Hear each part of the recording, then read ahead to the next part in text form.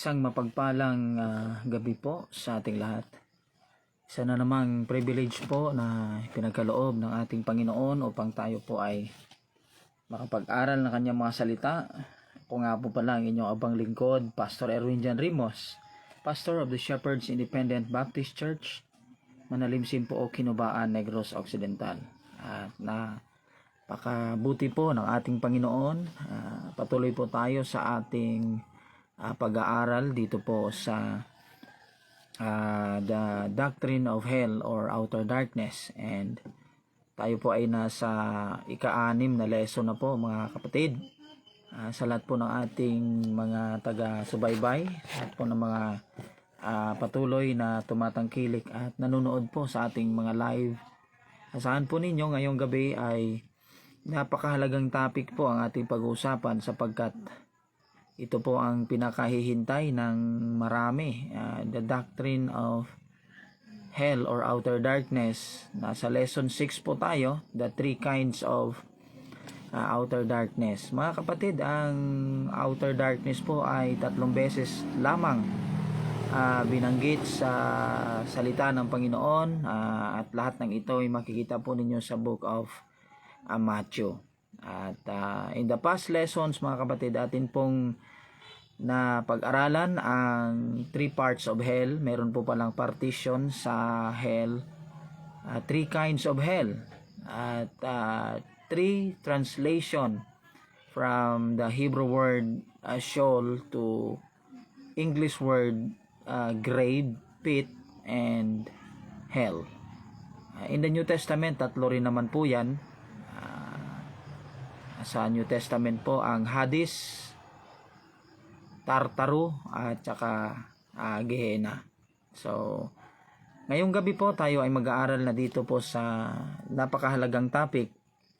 At mag-uumpisa po tayo sa ating pag-aaral dito po sa Luke 16. The story of Abraham, Lazarus, and the rich man.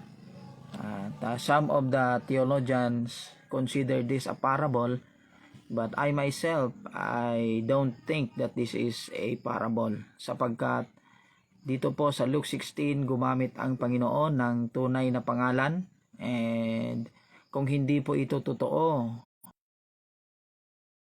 sa salita ng Panginoon at ito po ay magiging kasinungalingan, ano po kung ito ay isang parable, sapagkat ito po ay tumutukoy sa buhay ni Abraham, Lazarus, the rich man, and Moses and the prophets. So, basahin po natin ang verse 19. Ito po ang sinabi ng salita ng Panginoon. There was a certain rich man which was clothed in purple and fine linen, and fed sumptuously every day. And there was a certain beggar named Lazarus, which was laid at his gate full of sores, desiring to be fed with the crumbs which fell from the rich man's table. Moreover, the dog came and licked his sores. And it came to pass that the beggar died. Ang pangalan po ng beggar ay si Lazarus, and was carried by the angels into Abraham's bosom. The rich man also died and was buried.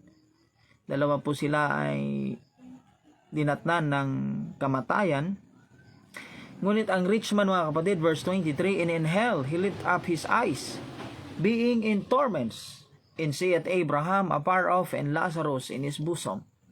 So, nandito po yung 3 karakter. The rich man, which lift up his eyes in hell, Abraham, at si Lazarus po. 24, and he cried and said, Father Abraham, have mercy on me, and send Lazarus that he may dip the tip of his finger in water, to call my tongue, for I am tempted in this flame. At sana po ay ito'y magbigay po ng kalinawan sa ating mga isipan patungkol po sa doktrina ng impyerno, darkness. Manalangin po tayo sa ating Panginoon, dakilang Diyos, Amang Banal, Makapangyarihan. Salain po ninyo ang inyong abang lingkod, itago po ninyo sa inyong kapangyarihan upang maging ang aming pag-aaral ngayong gabi. Sa pangalan ng aming Panginoong Jesucristo, ito po ay aming. And the prophets, let them hear them. So ito pong story na ito ay nangyari po nung sila Moses ay buhay pa, sapagkat sila ay mga tunay na mga tao. So therefore ito po ay isang tunay at totoong nangyari. Kaya po tayo naniniwala sa isang impyerno na real place at hindi po ito isang parable lamang. Alright. So, tatandaan po natin mga kapatid na dito po sa ating binasa, mayroong hell with flame, yung dito po sa side na ito. Then sa gitna naman po, mayroong great gulf fix. Yung mga nanggaling dito ay hindi po makakapunta sa kabila. Dito naman po sa side na ito ay mayroong Abraham's bosom. May tubig, mayroon pong liwanag, ano po. And may comfort dito. Sa kabila po may torment, tapos may great gulf fix. Now, mga kapatid, in the Bible, 3 beses po binanggit yung outer darkness. And lahat po ng literature galing ng mga 90s hanggang ngayon na 2000 na po, 2023 na, lahat po ng mga literature ng mga Christian literature, ang pagkaunawa at pagkaintindi po sa outer darkness, ito po ay hell. And tama naman po yun, sapagkat itong 3 outer darkness na ito po ay hell. Pero tatandaan natin na yung partition ng hell ay 3. So mayroong great gulf fix, ito po yung bottomless pit, ito po yung hell na may flame, sa kabila po ay may Abraham's bosom. Nung Matthew 27 mga kapatid, ito pong Abraham's bosom, na rapture po ito. Okay? Ito po ang promise ng Panginoon doon sa believing thief that today thou shalt be with me in paradise. Pababa po si Jesus Christ. Sapagkat sabi po ng kanyang mga salita, as Jonas was 3 days and 3 nights in the whale's belly, in the belly of hell, shall also the Son of Man be 3 days and 3 nights in the heart of the earth. Doon po yung paradise. Yun po yung Abraham's bosom.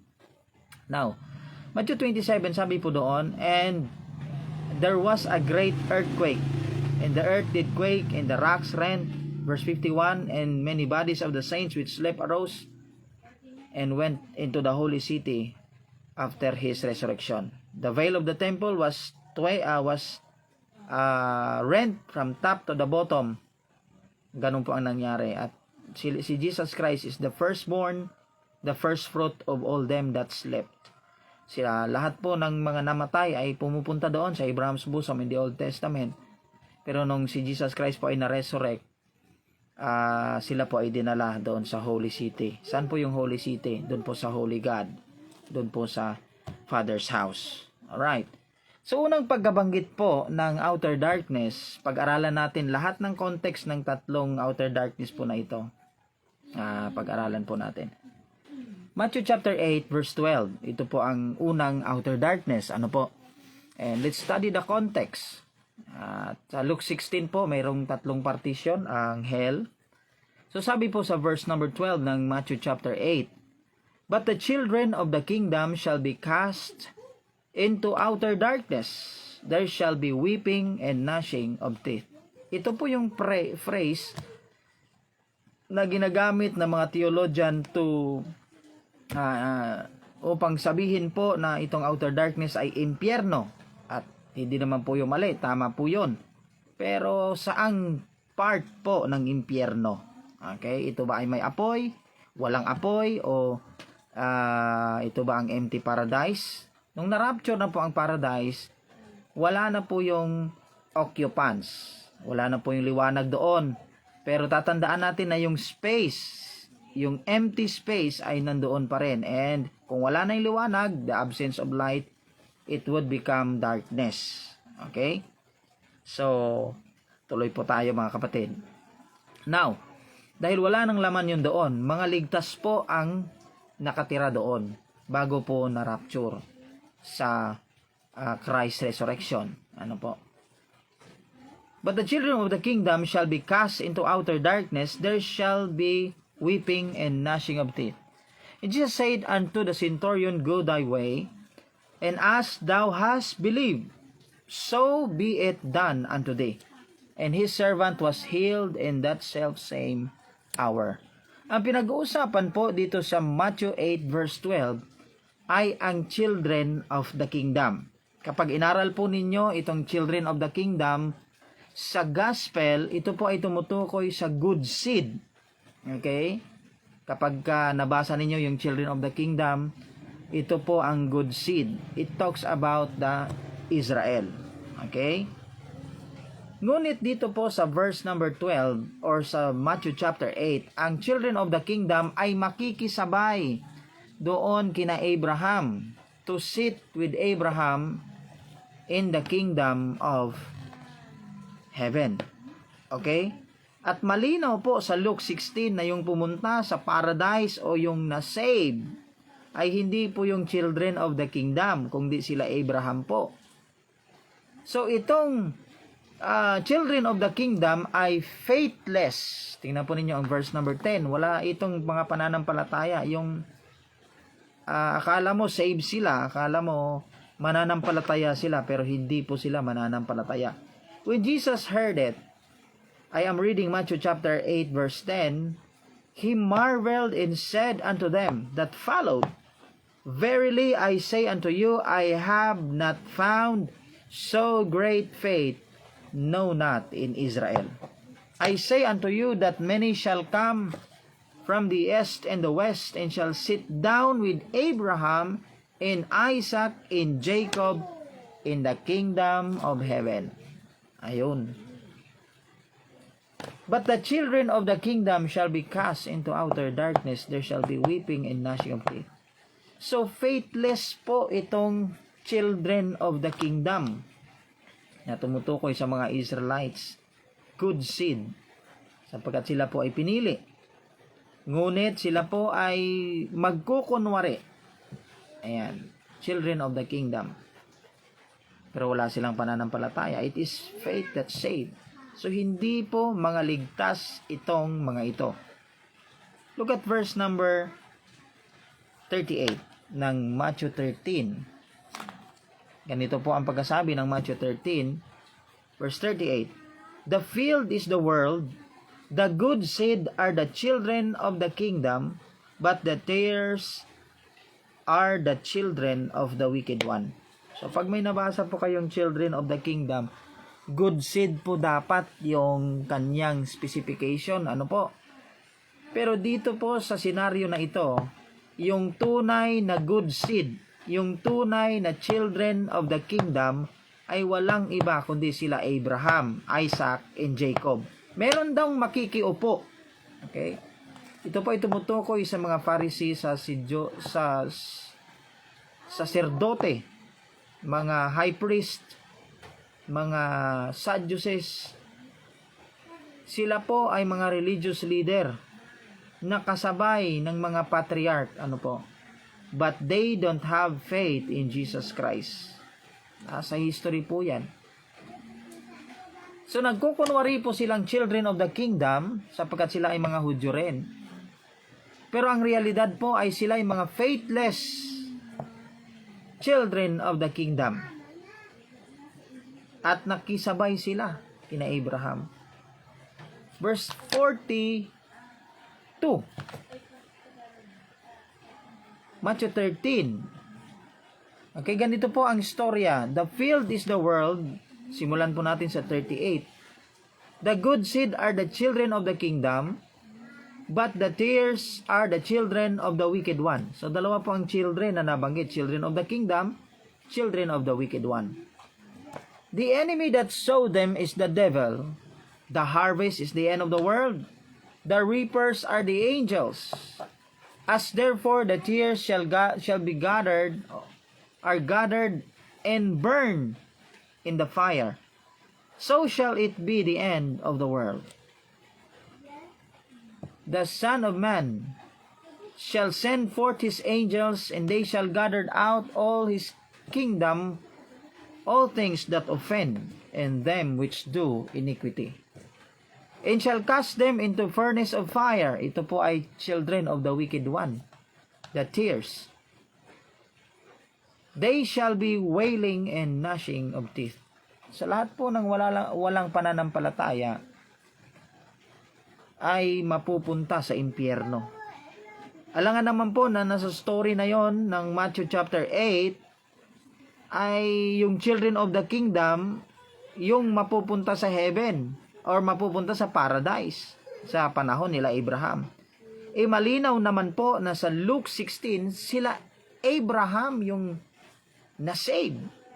Yung mga sumabay sa kanila na children of the wicked one. Sumabay kina Abraham, Isaac, Jacob, the patriarch na sumabay na nagukunwaring children of the kingdom. Yun po yung napunta sa outer darkness na may apoy. Saan po yun? Doon sa lugar ng rich man. Kasi wala silang pananampalataya. They are actually the children of the wicked one. Ayan. Matthew 8 verse 44. Ye are of your father the devil, and the lust of your father ye will do. He was a murderer from the beginning and abode not in the truth, because there is no truth in him. When he speaketh a lie, he speaketh of his own, for he is a liar and the father of it. Alam niyo po ba kung sino yung kausap po ng Panginoong Jesucristo dito? Ang kausap po ng Panginoong Jesucristo, yung mga taong nagsasabi na they have Abraham. Pinagmamalaki nila si Abraham, pinagmamalaki nila na sila po ay seed of Abraham, pero in fact wala po silang pananampalataya at hindi po nila kilala si I am, na siyang God of Abraham in the Old Testament. Kaya po ang nangyari, sila po ay children of the wicked one. Ayon po sa verse 44, ang kanilang ama ay walang iba, hindi po ang God the Father. Dahil kung ang kanilang ama ay God the Father, they will rejoice to see the Lord Jesus Christ coming. Sapagkat fulfillment po si Jesus Christ ng Messiah, Savior. Kaya hindi po sila natuwa sapagkat hindi talaga po sila mga ligtas. And actually, they are children of the wicked one. So, yung Matthew chapter 8 verse 12 ay malinaw po na itong outer darkness na ito ay outer darkness for the sinners. Okay, for the sinners. Sa mga makasalanan, faithless children of the kingdom. Kaya, delikado yung mga nagsasabing sila rin ay ligtas, sila rin ay Christian, sila rin ay mga anak ng Diyos, tapos hindi nila kilala yung Jesus na natanggap nila. At isa lang ang kanilang God, yun ay ang Father lang. Alam nyo ba kung bakit po pinako si Jesus Christ? Dalawa po ang kanyang kaso. He destroys the Sabbath. Sinira niya yung Sabbath, dinisobey niya po ang Sabbath. They sought the more to kill him because hindi lang niya sinabi na ang Diyos ay kanyang ama. It makes him God na equal sa Father. Kaya galit na galit po sila. Isa pa, hindi siya sumunod sa Sabbath. Ang sabi niya, I am the Lord of the Sabbath. Siya po ang Lord of the Sabbath. Kaya galit na galit po ang mga mga saserdote, mga high priest, Sadducee and Pharisee. So, yung children of the kingdom ng Matthew chapter 8 verse 12 ay mga faithless children of the wicked one. Ang tunay na kulay ng children of the kingdom. Pangalawang outer darkness ay makikita po ninyo sa Matthew 22 verse 13. Ito po ang great gulf fix, bottomless pit, outer darkness for Satan. Bakit po ito ang outer darkness na ito ay outer darkness for Satan? Itong 22 verse 13 ay patungkol po ito sa parable of the Great Supper. Ano po? At ito naman po ay tumutukoy sa the Lord's Supper or the marriage supper of the Lamb. Okay, kung sa eschatology po. Mind you mga kapatid, wag po ninyong ipagwalang bahala ang mga parables. Kasi maraming mga theologians na, ay hayaan mo yan, wag di mo na kailangan intindihan kasi parable yan. Ano yan? Tatandaan po natin na ang parable ay earthly story with heavenly meaning. Mayroon po itong heavenly meaning at ang meaning ng mga parables na ito ay nasa Bible lang din kung saan mo i-apply ito. So sa ngayon po ay inaaral natin ang lahat ng parables upang ma-share po natin sa inyo kung ano po ang meaning ng parables, application ng parables. Okay? Para ho malinaw. Kaya nagkakagulo po yung mga brider. Minsan may mga Baptist brider, mga ganyan. The bride, the wife, ano pong pagkakaiba. So, sa susunod po siguro ng mga lessons ay matatakil natin. Pero dito po tayo sa Matthew 22 verse 13. Ang senaryo po nito ay marriage supper. Pagdating po doon, nung tiningnan na ng the king, ang king po ay ang God the Father. The king's son is the Lord Jesus Christ. The king's son's bride, yan po ay ang church. Alright? Magkaiba po ang bride sa wife. Okay? Ang mapupunta po sa marriage supper of the Lamb ay ang wife.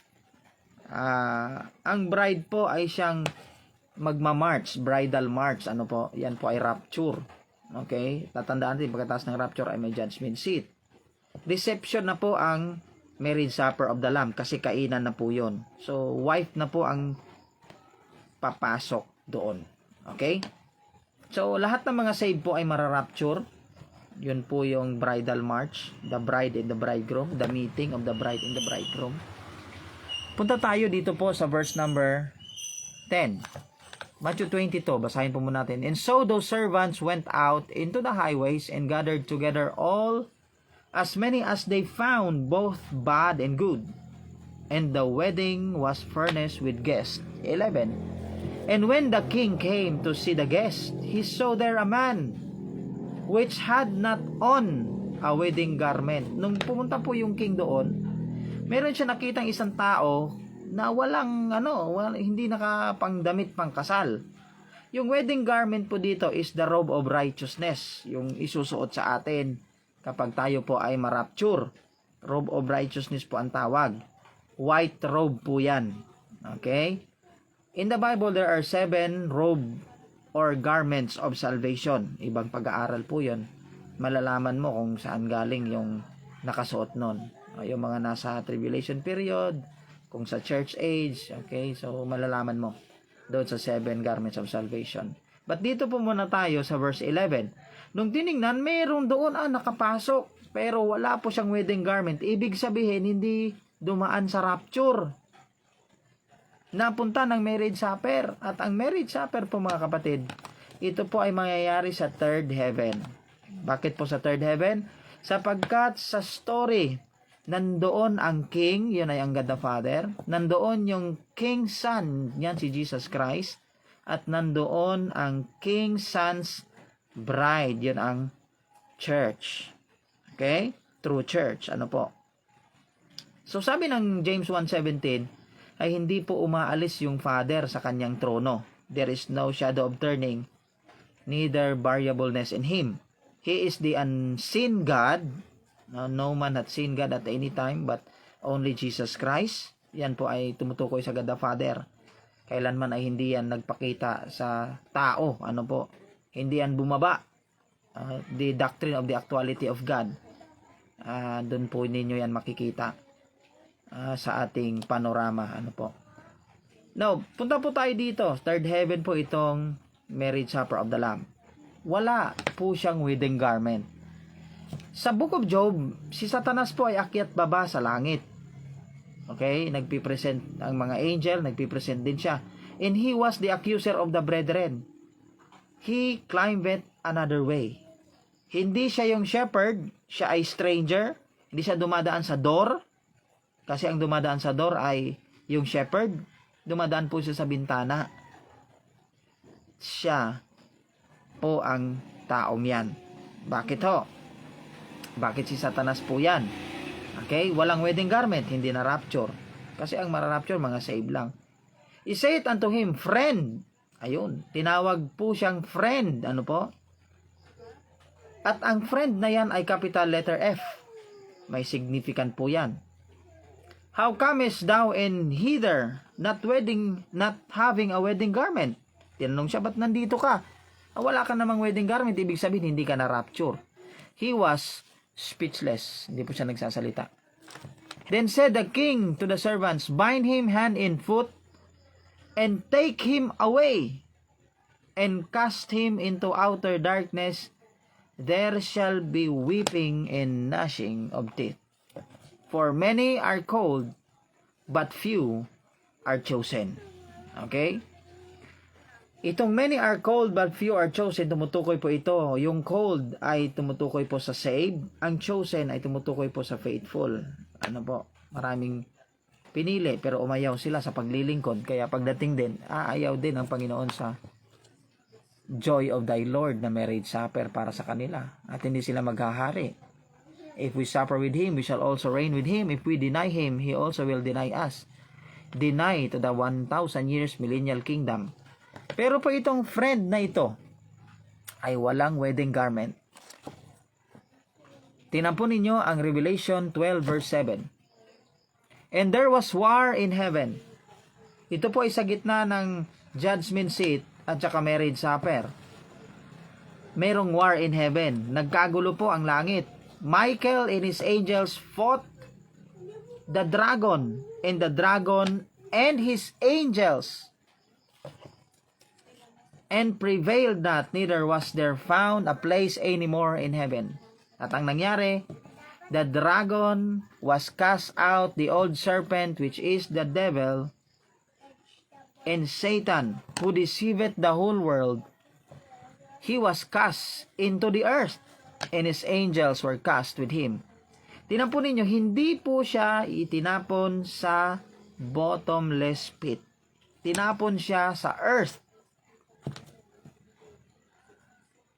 Hindi po sa bottomless pit kasi mangyayari po yon sa Battle of Armageddon. Itong war in heaven, meron po kasing kinuha si Satan. Alam niyo po ba kung ano ang kinuha ni Satan? Ang kinuha ni Satan ay ang susi sa bottomless pit. Kasi palalabasin niya sa second 3.5 years ang mga demons na ikinulong doon. Yung mga angels that sin ay hindi po yun lumampas at they are delivered to chains under darkness. Kaya outer darkness po ang tawag dyan. Okay? Tinampunin nyo ang verse number 12. Therefore rejoice, ye heaven. Revelation 12 verse 12. And ye dwell in them, and ye that dwell in them. Woe unto the inhabitants of the earth, and of the sea. For the devil is come down unto you, having great wrath, galit na galit, because he knoweth that he hath but a short time. Tinapon po siya, ano po? At ito po ay kasabay ng tribulation period. Okay? Matthew 22 verse 12. And he saith unto him, Friend, how comest thou without a wedding garment? Paano ka nakapunta? Paano ka nakarating dito? Tinawag siyang friend. At alam nyo ba na mayroon ding tinawag si Jesus na friend? Matthew 26:47. While he yet spake to Judas, one of the 12 came, and with him a great multitude with sword and staves from the chief priests, elders of the people. Nung binitray na po siya ni Judas. Now he that betrayed him gave him a sign, saying, Whomsoever I shall kiss, that same is he. Hold him fast. And forthwith he came to Jesus and said, Hail, Master, and kiss him. Tinampun niya, verse 50. And Jesus said unto him, Friend, capital letter F, wherefore art thou come? Then come they and laid hands on Jesus. Gaano po ito kahalaga? Tinawag po ni Jesus Christ si Judas na friend.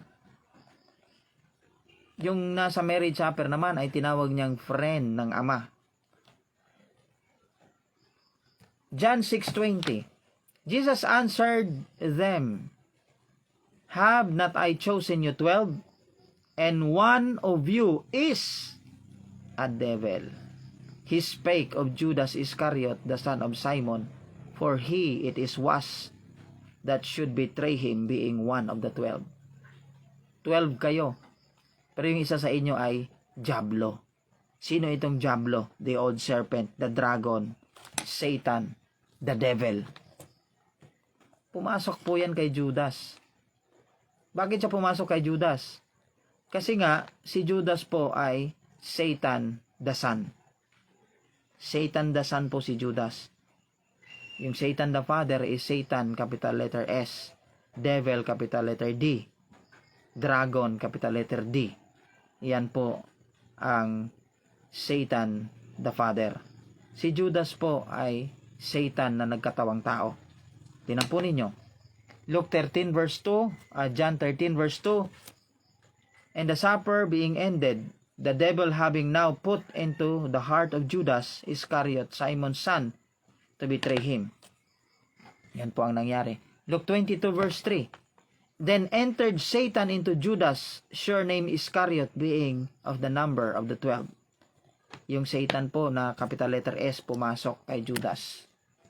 Hindi po demon ang pumasok, ano po. Hindi siya demon possessed, kundi Satan possessed. Okay?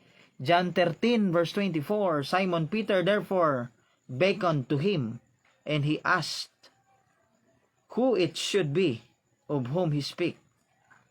He then, lying on Jesus' breast, saith unto him, Lord, who is it? Sino po yon? Si Judas po ang magbibitray sa kanya. Tingnan po ninyo ang verse 27. And after the soup, Satan entered unto him. Then said Jesus unto him, that thou doest, do quickly. Mayroon pong representative si Satanas when Jesus was on earth. Yun po ay si Judas. At nung namatay si Judas, mayroon po siyang sariling tahanan. Ano po? Sabi ng Acts 1:25, umuwi siya sa sarili niyang tahanan. Take he that he may take part of this ministry and apostleship, from which Judas by transgression fell, that he might go to his own place. Ano po yung own place ni Judas? Satan po is the king of the bottomless pit. He is the king. Hindi pa po final destination ni Satan ang bottomless pit. Prison lang po yun. Kaya prison din po yun ng mga angels na nagkasala. So doon po napunta si Judas nung siya po ay namatay. Kasi nga doon po siya galing. Lugar niya po yun. Yung bottomless pit na outer darkness for Satan and his angel. Nawa po ito po ay nagbigay ng linaw sa mga nagki-question about sa outer darkness. Hindi nyo po ito kayang i-erase sa Bible. Na merong tatlong klaseng outer darkness. Merong tatlong part ang hell. Merong tatlong klaseng hell. Merong tatlong translation ng Sheol sa Old Testament at magkakaiba po ang ibig sabihin. Merong tatlong translation ng hell sa New Testament. Gehenna, Tartaro, and Hades. Hindi nyo po ito kayang i-erase sa salita ng Panginoon. Kaya yung pangalawa, mga kapatid, na klase po ng outer darkness ay outer darkness for Satan. So, naipaliwanag na po natin kung bakit si Satan yon. Kasi, friend yon without wedding garment. Wala na po kayong makikita pa na sino man na makakapasok sa marriage supper of the Lamb nang hindi po dumadaan sa rapture. Wala nang iba kundi si Satanas. Hindi po yon astronaut. Hindi yon kung sino pa. Si Satanas po yon. Pangatlo po ay ang outer darkness for the unprofitable servant. Okay? So ito po ang tinatawag na Abraham's bosom.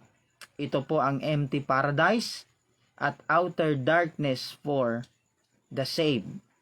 Okay? Outer darkness ng mga ligtas na hindi naglingkod, mga pasaway na mga Christian, mga balasubas na mga servants of God, mga wala pang ang millennial ay naghahari na. Ngayon, ito po yung Abraham's bosom. Ito po yung empty paradise na wala nang laman ngayon. At dito po ilalagay pagkatapos ng judgment seat ang lahat ng mga Christians na mapapalo sapagkat sila ay pasaway dito sa lupa. Sila ay mga nanloloko sa ministry ng Panginoon. Hindi naglilingkod ng tama, patalon-talon sa iba't ibang churches, lumalaban sa pastor. Hindi naman nawawala po ang salvation, ang reward po ang nawawala. So tingnan po natin ang Matthew 25.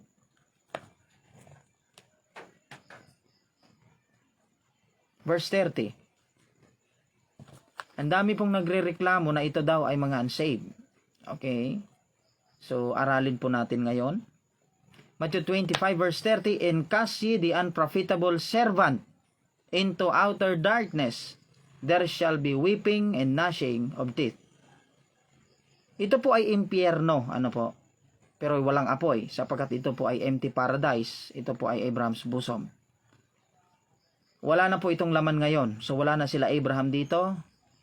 Nasa third heaven na. At ito po ang magiging outer darkness pagdating ng judgment seat sa mga Christians na hindi po naglingkod ng tama. Servants. Sabi nila ito daw po ay unsaved. Sabi pa nga ng iba, ito po ay mga government officials. Okay? Pero aralin po natin ang context. Ano po? Ganito po mag-aral ng context at mag-aral ng topic. Ano? Kayong mga gustong magturo nitong outer darkness na ito, bibigyan ko po kayo ng payo. Aralin nyo lahat ng outer darkness. Huwag kayong basta-basta kukuha ng verse tapos dadada kayo ng dadada. Hindi nyo naman kino-compare scripture from scripture. Hindi nyo tinuturo yung full counsel of the Word of God. Kaya marami kayong nalulokong mga tao. Lalong-lalo na po mga matapat na naglilingkod sa Panginoon. So, ang senaryo po rito is, nagbigay po ang Lord ng talent. Yes, this is a parable, mga kapatid. Pero tingnan po ninyo ang parable na yan. Pag tiningnan po ninyo ang Lord, capital letter L, small o, small r, small d. Ang ibig sabihin ng Lord na yan with divinity. Hindi po yan kwento-kwento lang. Merong binigyan po ng 5 talent, merong binigyan ng 3 talents, merong binigyan ng 1 talent. Para madali ho tayo. Yung 5 talent nakagain po ng 5 talent. Yung 3 talent nakagain ng 3 talent. Itong mga servants na ito ay kilala ng kanilang Lord. At yung bumalik ang kanilang Lord, sila pa rin. Naningil lang yung Lord sa kanila. Doon sa talent na ibinigay. Doon sa ipinagkatiwala. At lahat ng term sa Bible, kapag binanggit yung servant, lahat po yon ay saved. Si Paul po tinawag na servant. Sila James, a servant of the Lord Jesus Christ. Sila Paul, sila Peter. Mga servant po lahat yon. Bago ho naging servant si Paul, siya po ay murderer. He encountered the Lord in the road of Damascus. Nabaptize si Paul. Pagkatapos nung siya po ay nabaptize, tinawag siyang servant. There are 7 S addressing to the believers or saved. Ang believer po mayroong 7 S na identity. Una po yung son. Pangalawa, saint. Pangatlo, servant. Steward. Soldier. Okay? Shepherd, sheep. Lahat po yun ay saved. So itong servant na ito, tinago niya yung kanyang talent. Isa na nga lang yung talent niya. Wala na nga siyang kayang ibigay sa Panginoon maliban sa isang ito. Itinago pa niya. So itinapon siya sa outer darkness. Saang outer darkness yun? Tatandaan ninyo na itong servant na ito ay nakipagkita sa kanyang Lord. Rapture po yun. The Lord reconnect. Doon po maniningil ang Diyos sa judgment seat. The terror of the Lord we persuade men. Vengeance is mine, saith the Lord. Doon po maniningil kasi ngayon, grace ngayon eh. Gamitin mo man ang ministry, gamitin mo man ang Panginoon ngayon, libre ka. Kasi under grace ka. Magiging mayaman ka dito sa lupa. Pero pagdating mo sa judgment seat, palo. Kasi i-reveal lahat doon. Kung gaano ka katotoo na naglilingkod sa Panginoon. 1 Corinthians 13 verse 15. 1 Corinthians 3, verse 15. Ito po yung sinasabi ni Apostle Paul na kinakatakot niya. Sinabi po ng verse 15, if any man's work shall be burned. Ito po ay patungkol sa gawa ng tao. Ito po ay service. He shall suffer loss, but he himself shall be saved so as by fire. May mawawala sa kanya at siya ay magsasuffer dahil dito. Pero save siya sa apoy. Ano yon? Kung hindi yon outer darkness for the saved, ano yon? Hindi nyo masagot yan kapag hindi nyo paniniwalaan yung outer darkness. Save siya sa apoy kasi hindi naman makakapunta sa kabila. Yung dito galing sa empty paradise na ito. Yung nandito hindi rin makakapunta doon dahil sa Great Gulf X. Save by fire, hindi siya mapupunta sa impyerno. Tapos sabi po ni Apostle Paul, takot po si Apostle Paul na makast away. 1 Corinthians 9:27, but I keep under my body and bring it to subjection, lest that by any means, when I have preached to others, I myself should be cast away. Alam nyo po, kahit nagpipreach ka pa, kapag ang dami mong kalokohan na ginagawa sa harapan ng Panginoon, lagot ka pagdating ng judgment seat. Lagot ka, kapatid. Bakit? Kasi magiging cast away ka. Kaya kung ako sa'yo, ayusin mo na yung paglilingkod mo, ayusin mo yung authority mo, ayusin mo yung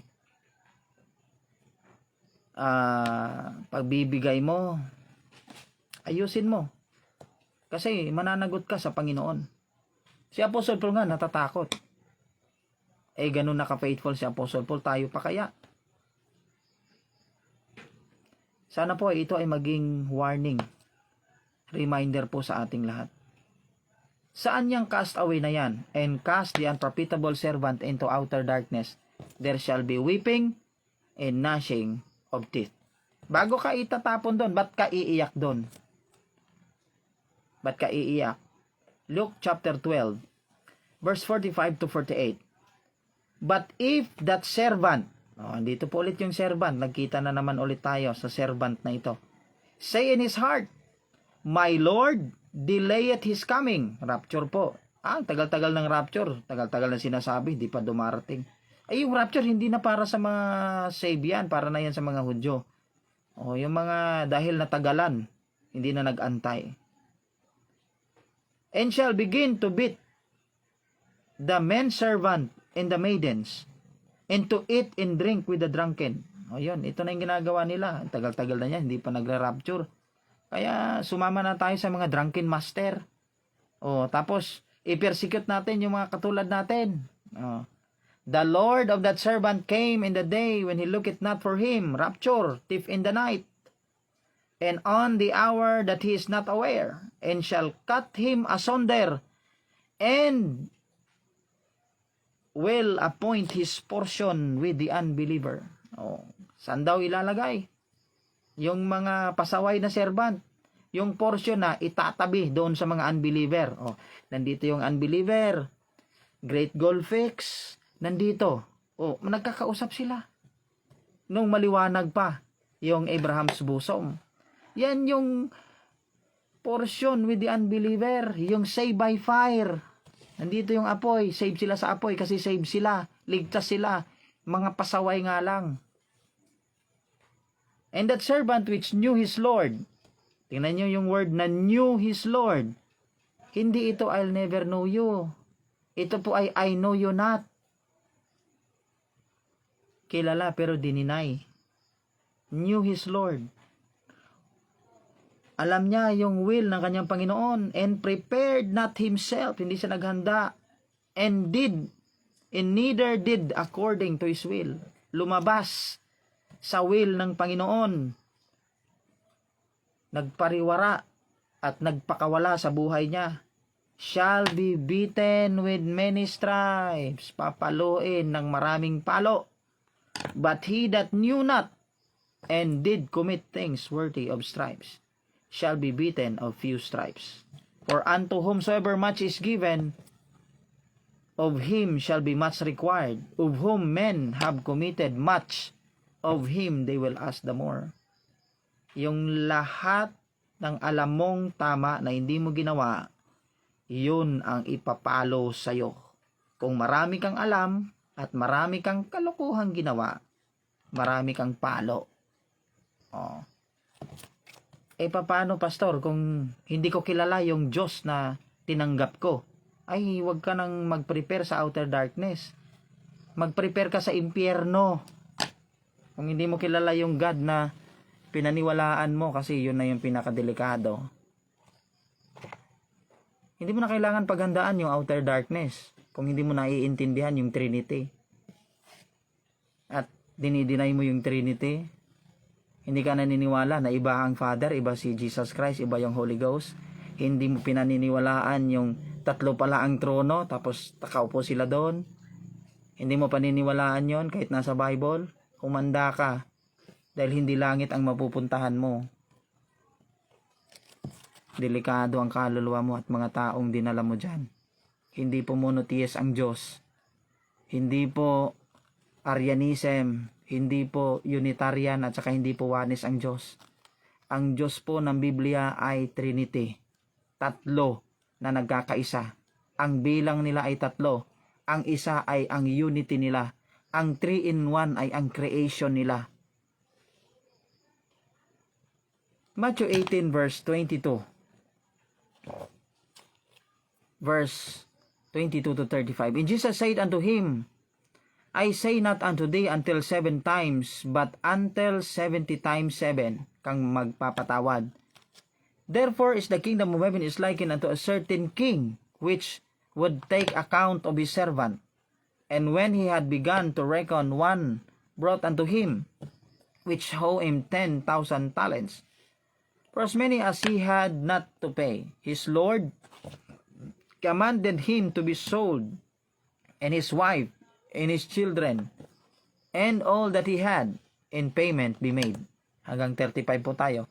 The servant therefore fell down and worshiped him, saying, tingnan nyo yung Lord, capital letter L-O-R-D, Lord na ito na may divinity. Tumutukoy na ito sa Diyos.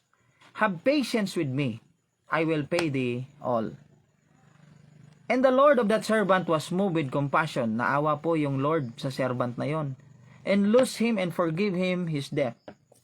The same servant went out and found one of his fellow servants, which owe him 100 pence.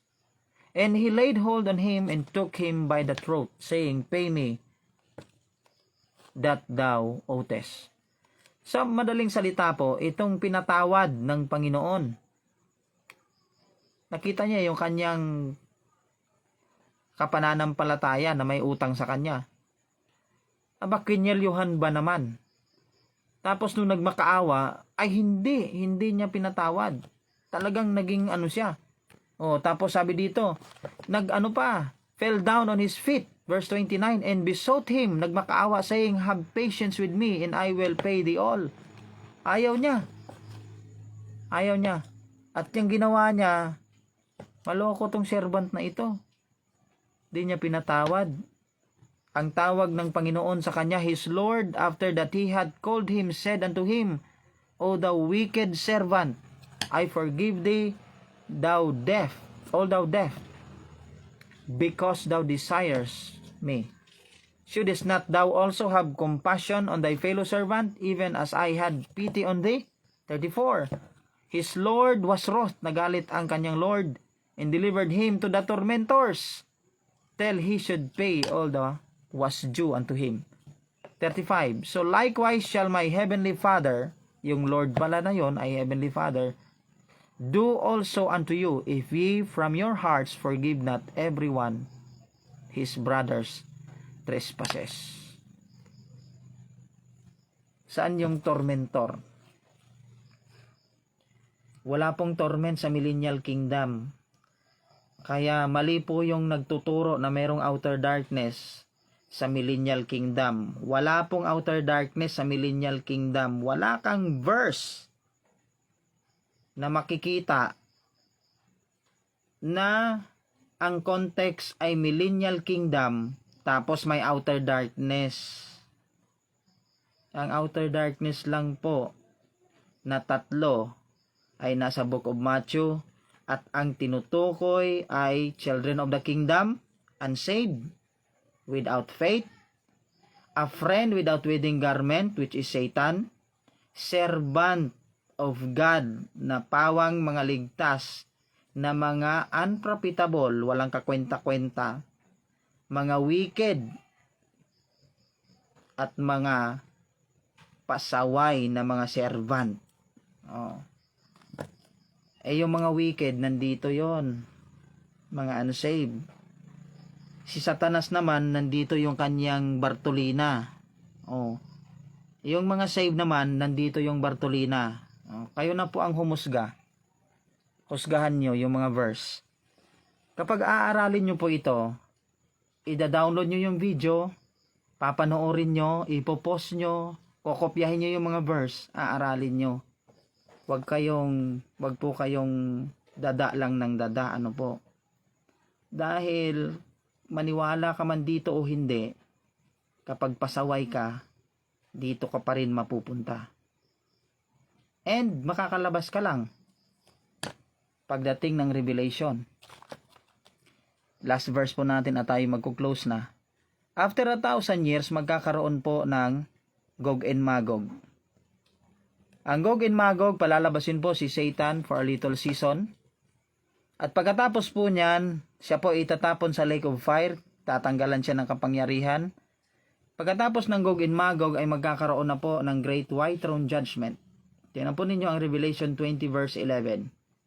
And I want you to take note of the verses at yung mga phrase na dapat po ninyong tandaan. Verse 11, tayo mag-uumpisa. And I saw a great white throne, and him that sat on it, from whose face in the earth and the heaven fled away, and there was found no place for them. And I saw the dead, small and great, stand before God, and the books were open, and another book was open, which is the book of life. And the dead were judged out of those things which are written in the books according to their works. Okay? Hindi pa po na-rapture ang mga nasa impyerno nung binanggit yung verse 12. Nung nakita ni John yung Great White Throne Judgment, nakita niya yung Panginoong Hesukristo nakaupo. Kasi lahat ng judgment committed unto the Son. So, ang judgment seat of Christ, si Jesus Christ ang magja-judge. Ang judgment of the living nation, si Jesus Christ. Ang Great White Throne Judgment, si Jesus Christ pa rin ang magja-judge. Now, nakita niya the dead, small and great stand before God, and the books were open. Isa. And another book was open, which is the book of life. Binuksan yung book of life. Okay? Hindi pa nara-rapture yung nasa hell, ano po? Pero mayroon nang tumayo doon. Sino yon? Yun po yung galing sa outer darkness na mga saved. Kasi kung galing sa impyerno yon, dapat na-resurrect na yon. Tingnan po ninyo. And the dead were judged out of those things which are written in the books. Yung ginamit na judgment, ito pong Bible, the book of all books. Isa itong book, pero marami po itong laman na books. He that rejected me and receiveth not my words, the same word shall judge him in the last days. Now, tingnan po ninyo. Verse 13. Pagkatapos nun, and the sea gave up the dead which were in it. So, inilabas na yung soul. Kasi yung nandun sa impyerno, soul. Tapos yung nasa sea, yung mga katawan ng mga nasa impyerno. And the sea gave up the dead which were in it, in death and hell, delivered up the dead which were in them. Tingnan po ninyo ha. Kung isang partition lang yung lumabas, sinabi po ng verse 13, lumabas daw yung laman nung them. Alam nyo po kung ano yung them, plural po.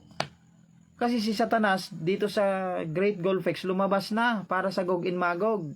Tapos tinapon na sa Lake of Fire. Yung Lake of Fire at saka Hell, magkaibang lugar po yon. Yung everlasting fire is the Lake of Fire. Hindi po yon Hell. Kasi unquenchable fire yung Hell. So yung them na sinasabi is from the outer darkness for the saved at saka from the outer darkness of the sinners. Sabay silang lalabas after Gog and Magog sa Great White Throne Judgment po sila lalabas.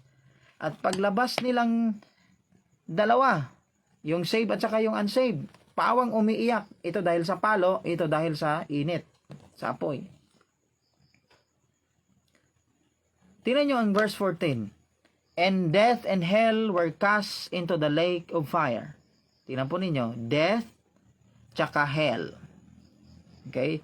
In death and hell, yung buong impyerno ay itinapon sa lake of fire. This is the second death. Verse 15. And whosoever was not found written in the book of life was cast into the lake of fire. Ang sino man na nandun sa Great White Throne Judgment na hindi nakasulat sa book of life, itatapon sa lake of fire. Ito po ay nakasulat sa book of life, ito po ay hindi nakasulat. Yung galing sa hell. So itatapon ito sa lake of fire. Ito po ay hindi itatapon sa lake of fire. Saved by fire po ito. Itong mga umiiyak na galing sa outer darkness for the saved, sila ang papahira ng luha, hindi po yung mga faithful na nasa likod ng Panginoon. Ang papahira ng luha, yung matagal nang tinuturo na yung papahira ng luha, tayo daw, iiyak daw tayo kasi hindi daw natin minarningan yung mga kamag-anak natin. Meron ba namang faithful na naglilingkod sa Panginoon na hindi magba-warning sa kanyang mga kamag-anak, kaibigan at kakilala? Wala. Wala po. Yung mga failure,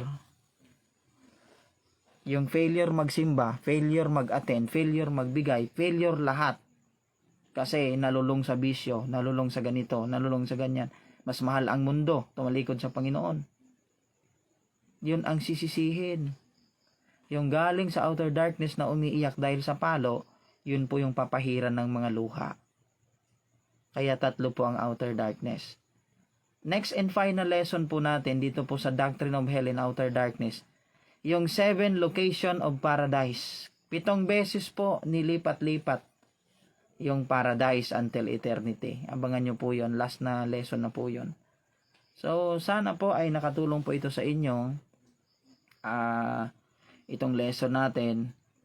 Ganun lang ho ang mag-aral ng salita ng Panginoon. Study the whole counsel of the Word of God. Kunin mo lahat ng text, context na related sa bawat isa from Genesis to Revelation. Study about it. At huwag kang magkukonclude ka agad nang hindi mo nababasa lahat. No? Babasahin mo muna lahat para full counsel ng salita ng Panginoon ang iyong maibigay. So, salamat po. Nawa ito'y makatulong po sa inyo.